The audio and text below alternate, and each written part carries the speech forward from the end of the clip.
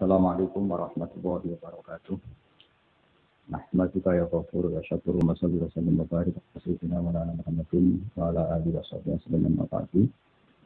Yang sangat saya hormati, juga kita hormati, semua kita menghormati Bapak Wakil Presiden Republik Indonesia, Profesor Dr. Haji Ma'ruf Amin. Yang saya sangat hormati, Ketua Haji Tren, Haji Muhammad Fatibah Hasbuah, juga keluarga. Yang saya hormati Bapak Ferry Wardio sebagai Gubernur Bank Indonesia, Haji Yaakob Khalil sebagai Menteri Agama, Kofifa sebagai Gubernur Jawa Timur, dan Haji Marzuki Mustamar sebagai Ketua PWNU Jawa Timur. Dalam munajat ini sengaja akan saya sampaikan hal-hal yang ringan, tapi itu menjadi solusi, menjadi jalan keluar bagi kita semua sebagai bangsa Indonesia. Ada banyak catatan sejarah. Dulu kita pernah sukses menghadapi penjajah juga masyarakat dengan segala kesederhanaannya. Tapi yang menjadikan mereka kuat adalah bermental kullukum ra'in wa kullukum mas'ulun an ra'iyati. Semua kita bertanggung jawab terhadap proses sosial, terhadap proses kemerdekaan, juga terhadap proses berbangsa dan bernegara. Mental ra'in ini, mental menjaga, mental memberi, mental bertanggung jawab, ini yang menjaga kita. Hingga dulu para TNI, para pejuang itu di kampung-kampung dikasih ketela, dikasih gembili, dikasih uwi, bisa makan. Gara-gara punya mental memberi ini bangsa kita merdeka.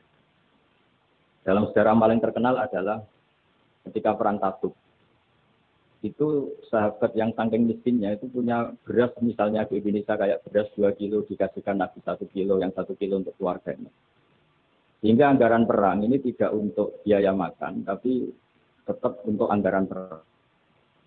Karena orang-orang menanggung makannya sendiri.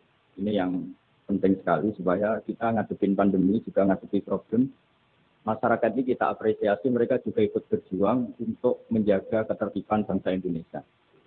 Bayangkan kalau kita semua ini kriminal, itu penjara penuh, dan negara tidak akan mampu menampung kita semua karena kita melakukan kriminalitas, juga keuangan kita tidak cukup. Jadi sekedar tidak melakukan kesalahan itu sudah bagian dari kehebatan kita sebagai bangsa Indonesia. Itu yang dimaksud Nabi kullukum ra'in wa kullukum mas'ulun an ra'iyati. Itu sebagai mukadimah untuk refleksi atau munajat kemerdekaan. Dan kita sering baca Quran. Kadang-kadang Allah Ta'ala itu suka ngendikan yang ringan-ringan. Allah Ta'ala yang Tuhan ketemu Nabi Musa yang berstatus kalimullah. Kalimullah itu seorang Nabi yang setiap punya problem itu komunikasi langsung dengan Allah Ta'ala. Saking terkenalnya Nabi Musa sering munajat sampai ketika beliau sakit gigi, itu langsung matur kepada Allah Ta'ala, ya Allah saya ini sakit gigi. Jadi tidak ke dokter, tidak ke tabib, tapi langsung ke Allah Ta'ala. Bersama Allah Ta'ala dikasih tahu, coba kamu ngunyah rumput ini, jenis ini. Setelah dikunyah, Nabi Musa sembuh. Suatu saat, beliau sakit gigi lagi. Tidak lagi konsultasi dengan Allah, tapi langsung nyari rumput itu, kemudian dikunyah tambah sakit. Tambah sakit, Nabi Musa tanya, ya Allah ini sesuai resep pertama, kenapa tambah sakit? Resepnya Allah, dulu kamu percaya saya punya kekuatan menyembuhkan. Sekarang percaya kamu sama rumput, silahkan minta sembuh dari rumput. Akhirnya semenjak itu jadi syariat bersama bahwa ikhtiar harus tetap hasbiyallah wa ni'mal wakil, meskipun tawakal juga harus tetap ikhtiar. Karena di semua cerita-cerita itu Nabi Musa tidak langsung disuruh berdoa, tapi disuruh ikhtiar, yaitu dengan mengunyah rumput tertentu yang menjadi obat sakit. Tapi di balik itu semua ada hal-hal dahsyat yang Allah Ta'ala itu ngendikan atau cara memperlakukan seorang kekasihnya itu ringan sekali, rileks sekali. Sehingga banyak kiai-kiai kita yang rileks. Fir'aun itu betapa biadabnya Fir'aun, betapa berisnya Fir'aun yang menindas bangsa Israel. Dari Israel. Tapi pertama ketika Allah manggil Nabi Musa itu pertanyaannya ringan sekali. Wa ma tilka biyaminika ya Musa, kamu bawa apa? Padahal Allah tentu tahu. Ini Gusti, saya bawa tongkat. Kata Allah untuk apa? Atawakka'u 'alaiha wa husyu biha 'ala ghanami wal yafiha ma'arif ukhra. Ya, banyaklah Gusti fungsinya tongkat ini. Untuk menghalau kambing saya di kampung gembala, untuk merontokkan daun supaya dimakan kambing saya. Dan masih banyak lagi kepentingan yang lain. Kata Nabi Musa, wal yafiha ma'arif ukhra, dan masih banyak kepentingan lain. Sehingga para mufassir mengatakan bahwa psikologi seorang rakyat ketemu presiden atau ketemu gubernur, apalagi ajudan, ketemu pimpinannya itu pasti takut. Cara menghilangkan ketakutan itu diajak ngendikan atau ngomong yang ringan-ringan. Saya tidak bisa bayangkan kalau saya ketemu Mbah Maimun terus ditanya, Mbah, kamu kiai kamu reputasinya sudah kayak apa? Yang sudah kamu pinterkan berapa? Yang sekarang jadi ahli sunnah berapa? Itu pasti saya gagap. Sama ketika gubernur ditanya menteri dalam negeri atau ditanya atasannya lagi prestasi pasti gagap. Jika kadang-kadang bangsa ini kalau antar pejabat ketemu ya makan-makan. Kalau ketemu kadang ngendikan yang ringan-ringan. Itu sebetulnya bukan hal yang salah. Karena dalam kecapean seperti ini hal-hal yang ringan itu adalah obat, adalah solusi. Hingga Nabi Musa tidak ditanya, kamu jadi Nabi reputasi kamu apa? Itu ditanya yang ringan. Wa ma tilka biyami ini kaya Musa. Qala ya aso ya tawakkau alaihi. Hal itu juga yang kadang-kadang Nabi kalau ditanya, ayat Islam ya khairun ya Rasulullah. Islam yang terbaik itu gimana ya Rasulullah? Jawabannya Nabi itu kadang hanya jawab kit'amut ta'am. Kit'am ta'am wa ifsa'us salam alaman arsa malam tarif. Ya Islam yang baik itu ya pokoknya makan-makan itu. Kalau ketemu teman ya makan-makan kalau ketemu. Lalu di balik keriangan ini, di balik ketenangan ini atau keriangan ini, di balik hal-hal yang sederhana ini, terjadi fikih yang luar biasa. Ini tadi saya nanti sampainya ke Fikren. Terjadi fikih yang luar biasa. Ketika ahli fikih mengatakan senyum itu sunat karena tidak wajib, tidak berdoa. Tapi konsekuensi hukumnya bisa wajib. Ya tadi misalnya kita punya istri solihah, tentu kita butuh happy. Yang istri kita misalnya judes, yang tidak istri kita ramah senyum. Maka ini ada persaingan halal dan haram. Dan haram ini bisa menang hanya modal senyum. Yang halal karena benar salah. Jika dalam konteks tertentu, maka yang dikatakan Nabi senyum itu sunnah. Itu tidak dimanai ulama sunnah dengan arti tidak wajib. Tapi sunnah dengan arti perilakunya orang-orang soleh. Untuk kompetisi itu pasti senyum. Karena tidak kebayang kalau yang soleh, yang baik itu bawaannya tanfir, menjadikan orang lain lari. Sementara yang batil menjadikan orang lain tertarik. Ini jangan sampai terjadi. Sehingga Islam kadang-kadang mengajarkan kita hal-hal yang ringan tadi. Kita amuto'am. Ya kalau ketemu teman ya makan-makan. Kita tidak bisa bayangkan misalnya komunitas orang-orang bandar narkoba kalau ketemu anak buahnya makan-makan, rileks. Sementara kita yang soleh-soleh, meditnya minta ampun. Sehingga orang terus kapok berteman orang soleh karena batil. Terus mencari berteman orang batil karena takut. Begitu juga di perdagangan. Di perdagangan kita ingin produk halal ini menjadi inspirasi kita, menjadi mental kita. Sehingga barokahnya produk halal ini, kita tidak butuh lagi produk yang haram. Wa aghnina bi halalika an haram. Semoga dengan halalmu ya Allah, kita tidak butuh lagi haram. Misalnya orang-orang soleh itu kalau sholat senangnya minta ampun. Bisa sholat top awal senangnya minta ampun. Menemukan imam masih takbir, senangnya minta ampun. Sehingga kesenangan-kesenangan ini menjadi tidak perlu lagi senang hal-hal yang haram. Makanya saya ikut mengapresiasi happy trend ini semoga jadi sistem perdagangan yang menjadikan orang itu jauh dari haram. Di antara haram dalam Islam adalah kita tidak punya harta kemudian menjadi beban bagi orang lain. Fayaku nakalan alam nas, jadi beban orang lain.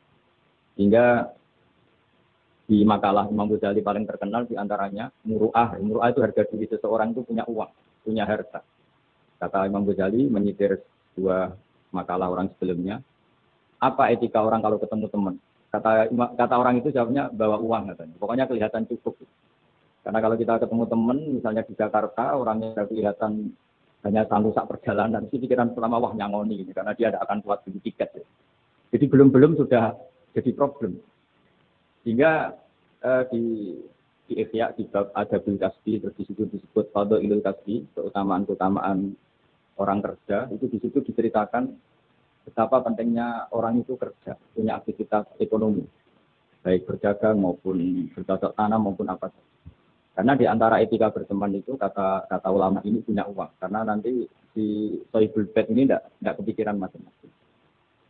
Jadi saya tidak akan cerita panjang lebar, cuma saya pastikan bahwa kegiatan halal itu harus dominan dan harus asik. Karena nanti kalau dalam kompetisi kita yang bernegara sehat, bawaannya marah-marah, orang yang salah bawaannya senyum, pasti pertarungan ini akan dimenangkan yang salah. Begitu juga yang orang bawa kebenaran, bawaannya pikir, sementara yang bawa kebatilan, dermawan, pasti kita akan tahu. Ini pentingnya ngaji usul fikih bahwa bagaimana tadi yang beberapa kali disinggung oleh Kiai Ma'ruf Amin. Saya suka sekali karena beliau sering menghentikan kaidah-kaidah di usul fikih. bahwa masalah pandemi ini atau masalah bangsa ini itu masalah bersama, bukan masalah pejabat saja, bukan tanggung jawab pejabat saja. Karena dalam Islam diajarkan siapapun yang punya kemampuan ikut membantu itu ya wajib. Jadi ukurannya itu siapapun, bukan yang sedang bertugas. Kalau semuanya profesional bisa habis bangsa ini. Misalnya kita melihat orang tenggelam, untuk biarin aja kita tidak besar kok. Kita tidak tim yang penyelamat tenggelam. Kita melihat orang kecelakaan, saya tidak satlantas, biar aja. Tidak bisa seperti itu. Meskipun kita kiai, kalau melihat orang kecelakaan ya ditolong. Meskipun kita tidak profesi itu, kalau berkesempatan yang menolong. Kalau semuanya profesional bisa habis bangsa ini. Karena nanti orang tenggelam, nunggu tim SAR datang baru nolong. Nanti ada orang kecelakaan nunggu kasat lantas datang baru nolong. Tidak seperti itu ukurannya. Kalau dalam fikih ya man lahu qudratun alal fi'li, yang mampu melakukan ya harus melakukan. Jadi saya terima kasih sekali sama Kiai Hasib, sama semua keluarga Tambak Beras bahwa aktivitas dulu yang dilakukan bahwa Hapas Dua sebagai pedagang, sebagai importer kain, sebagai penggerak ekonomi bangsa Indonesia, dan dulu gerakan-gerakan dari Indonesia juga dimulai dari serikat dagang. Ini semoga berkah dan menjadikan kita berenergi, kita punya kemampuan untuk riayah, untuk menjaga bangsa ini. Bukan menunggu dikasih. Jadi kalau kita ikut mentalnya riayah, memberi, menjaga, pasti mental kita ini bersama-sama menjaga. Kalau mental kita tidak ikut bertanggung jawab, miskin nyalakan Menteri Keuangan, tidak pinter nyalakan dia, ya ribet. Nanti kalau banyak musibah nyalakan dia, doanya tidak mandi. Wong ada musibah itu karena sanksi orang-orang yang nggak jelas, malah disalahin kan ya ribet. Nanti kalau salah-salah gitu terus ribet. Alhamdulillah kita tidak punya mental seperti itu. Kita semuanya berdoa, Rabbana dzalamna anfusana, kita semuanya merasa salah. Karena ya tadi termasuk salah adalah misalnya karena suatu saat Nabi Ayub ditanya istrinya, kenapa engkau sebagai Nabi tidak minta doa di entasnya musibah pada diri engkau? Saya sehat sudah berapa tahun? Ya sekitar sekian puluh tahun. Saya sakit baru sekian bulan. Masih lama mana? Ya lama sehatnya. Ya sudah, saya tetap akan jaga syukur itu. Nah, syukur ini penting bukan untuk dablek, tidak peduli, supaya jaga imunitas. Karena di antara nikmat yang paling pokok itu allazi atamahu min su'u wa amanahu min khauf. Orang bisa makan, hidup kita tidak terancam oleh kepunahan, oleh pembantaian, oleh chaos sosial, itu sudah luar biasa. Karena di antara sifat Allah itu yang memberi allazi at'amahu min ju', yang memberi makan kamu dari kelaparan. Wa amanahu min khauf, dan memberi kamu kenyamanan. Kamu tidak takut. Itu sudah nikmat yang luar biasa. Saya sering bayangkan nikmat ini kayak apa. Kalau kita jadi orang Irak, orang Syria, kayak apa nikmat bangsa Indonesia yang teduh, yang nyaman. Ini harus kita syukurin dulu. Bahwa kita ingin nikmat yang di atasnya itu, ya ingin pandemi berlalu, ingin ekonomi baik, oke lah, tapi syukur dulu. Supaya tidak lupa lah bahwa kewajiban kita itu alhamdulillah. Jangan karena kemerungsung ingin ideal terus yang sudah kita dapatkan kita hindarkan. Itu bahaya sekali dalam muamalah sama Allah. Bagaimana tadi yang hadis yang dipikir Bapak Wakil Presiden, jangan tidak syukur atas nikmatku, tidak sabar atas balaku. Itu maka silahkan mencari Tuhan selain aku, tapi jangan menempat bumiku, jangan menempati bumiku, jangan pakai langitku. Intinya itu betapa bahayanya kita kalau tidak syukur. Saya kira demikian, dan saya terima kasih sekali atas kegiatan atau ide jadi tren. Tapi saya mohon semohon-mohonnya bahwa ini adalah bagian dari meneruskan tradisi dulu, mulai Pak Wahab, mulai Pak Hasim, mulai Pak Bisri, mulai semuanya lah tokoh-tokoh dari ormas manapun, termasuk dulu ada Serikat Islam, ada Serikat Dagang. Karena semuanya ini akan membangkitkan bangsa kita dari keterpurukan. Harus jadi kompetitor yang baik, sehingga masyarakat ini berkebutuhan yang halal. Karena orang nikmati laba dari dagang, dapat uang dari bisnis, mereka antipati dapat uang dari nyuri, dari korupsi. Jadi semua kebaikan harus dinikmati untuk dalam rangka wa aghnina bi halali ta'ala, supaya kita cukup menikmati yang halal sehingga tidak berkebutuhan lagi sama yang haram. Jadi juga dalam berekonomi, berbisnis dan beragam. Saya kira demikian, dan mohon maaf karena tadi saya harus ngaji dulu di Marom sehingga ada yang ikuti mulai awal. Dan terima kasih. Assalamualaikum warahmatullahi wabarakatuh.